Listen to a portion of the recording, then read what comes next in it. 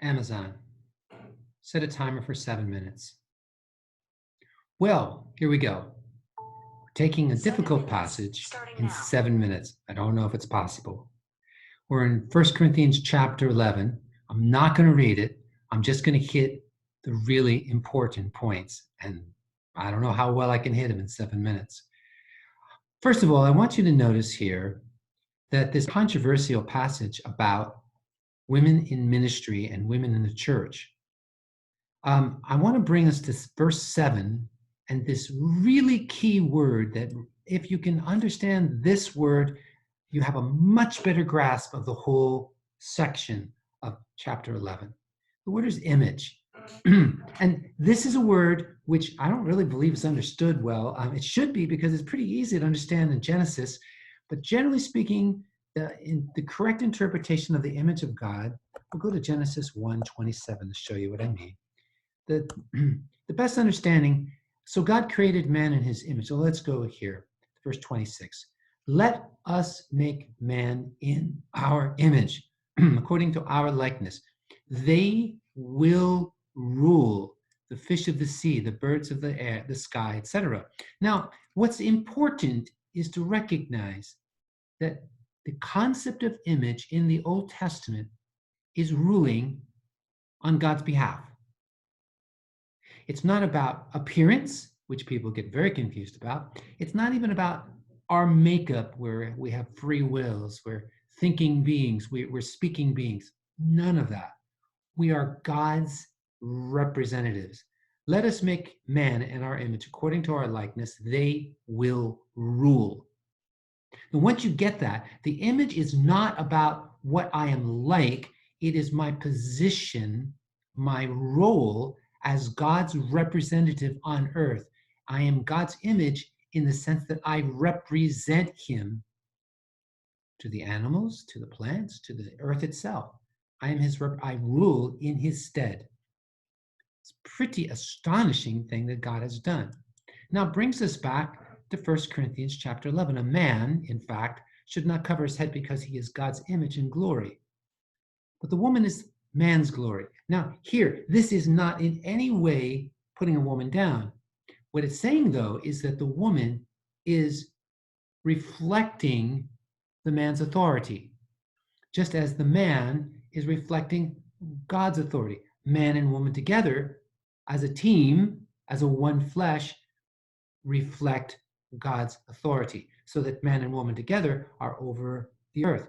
But notice that when the sin came into the world, according to Paul, it was not Eve's sin that brought calamity and futility and death into the world. It was Adam's. Why? Because Adam is the one who first reflects God's authority. He is the higher authority. That's number one. Number two, something which is so hard to understand, is this thing about hair.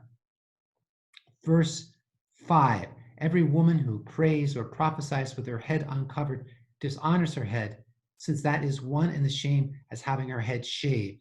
So if a woman's head is not covered, her hair should be cut off. Now, what on earth does that mean? Well, I'm going to give you a very good interpretation that I have been reading in some excellent commentaries and journal articles. How about if what Paul's concerned is he's concerned that the churches, because of their freedom in Christ, are no longer making distinguish between male and female. Of course, this is happening. In some ways, it's happened forever in Pakistan. You go down the road and you'll see men dressed in women's clothing who are begging, and because they come to your weddings and all of that. Well, I think this is what Paul is concerned about. I think Paul is concerned about the fact that it's possible for those who say, I'm in Christ, there is no distinction. And Paul's saying, wait a minute, there is a distinction. So a woman who prophesies, but not under the authority of a man, that woman is the same as if she's trying to make herself to be like a man by cutting her hair. I also think that's what's going on when he talks about men having long hair.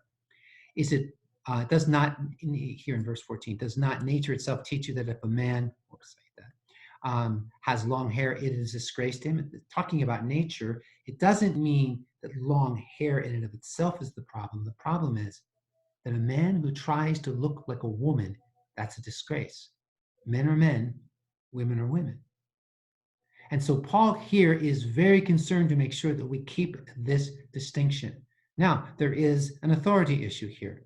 A woman can prophesy and a woman can lead in prayer. We're not talking about silent prayer here. We're talking about public prayer, and we're talking about public prophecy. A woman can do this. There's no problem with that at all. But we must recognize that she does it as a woman and that she needs authority on her head. That authority is permission. That authority is the right.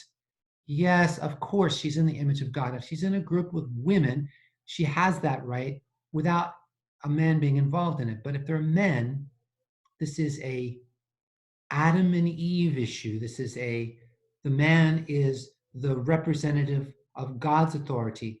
The woman is the representative of the man's authority. Together, they are representative of God's authority as one flesh, but the woman does still have to gain her authority when men are there through the man.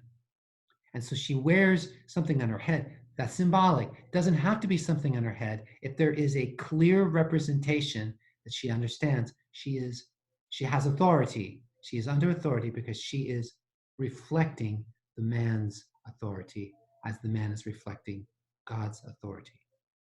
So this very difficult passage, which can cause a lot of consternation. Does this mean that women have to wear head coverings in church? I don't think so. I read an excellent article about this last night, and his argument is that this is a symbol. It is a symbol.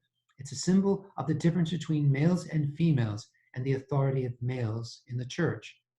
And so that can be symbolized in lots of different ways. In that culture, it was by having head covered. Lots of ways to symbolize the authority. And that's the issue here. So I hope you'll understand, and